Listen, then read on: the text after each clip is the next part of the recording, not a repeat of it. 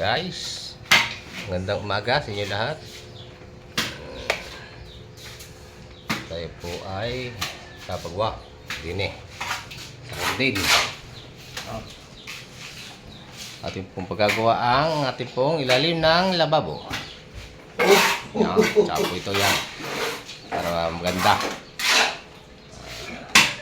po.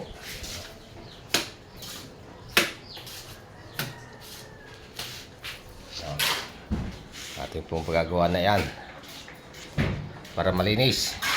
Itong ating pong binili.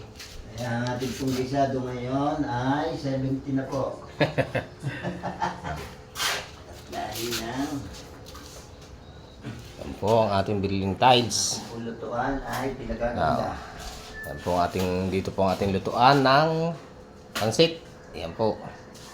Ating pong pagagandahin. Awang mamaingse. Para maganda.